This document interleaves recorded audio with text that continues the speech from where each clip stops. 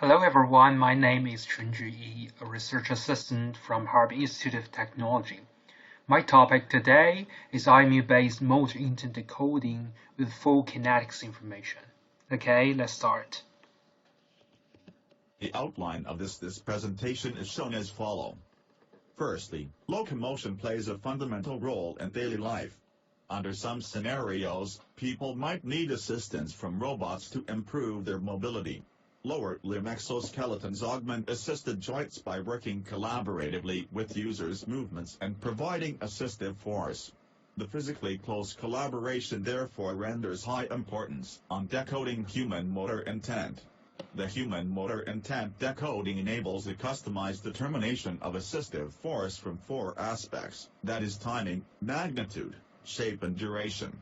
According to different subsets of the four aspects, assistance with various subject-specific levels is applied to users by various exoskeletons. In this abstract, we propose an inertial measurement unit-based motor intent decoding scheme that can give full kinetics information in real time with stable signals as input. In this way, all the four aspects of the assistive force profile can be indicated with the subject-specific reference. Particularly, our potential contribution is that firstly we construct a novel motor intent decoding scheme based on kinematics and kinetics estimation algorithms, which solely utilizes IMUs. Secondly, the assistive performance of a fully customized assistive force profile is planned to be studied by experimental validation of the algorithm. About our methodology, the workflow is shown in this figure. We firstly employed a sensor alignment-free method to calculate kinematics.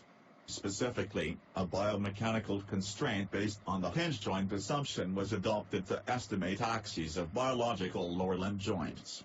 Another accelerometer-based constraint was used to estimate position vectors that describe the position relations of IMUs relative to biological joints. Based on the estimated joint axes and position vectors, body-fixed coordinate frames were built in order to transform the IMU's measurements into kinematics. Kinematics, including angular rate, angular acceleration, linear acceleration and joint angles, can be calculated inside these coordinate frames. Secondly, a two-dimensional dynamic model, consisted of 7 links, were built to approximate human dynamics of locomotion in the sagittal plane. Kinematics was fed into the model to calculate joint moment in the sagittal plane. During single support phase, the ground reaction force and moment acting on the supporting leg can be easily calculated by the dynamic balance of each segment. However, during double support phase, the summations of GRFs and GRMs on 2 feet can be calculated following the same procedure, while the GRF and GRM acting on each foot was unknown. On this basis, the estimating method based on the smooth transition assumption was employed here to estimate the ratio of GRM and GRF on the supporting leg. The ration was calculated in a semi-empirical fashion, as the function of the duration of support phase.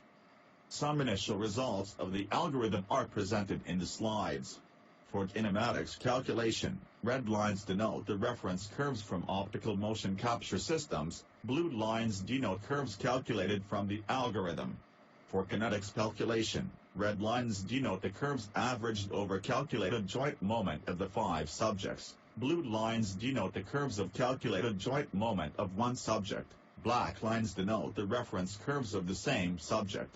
The percentages on the figure denote the averaged RMSE relative to the magnitude of each curve. The calculated accuracy is the acceptable for controlling exoskeletons.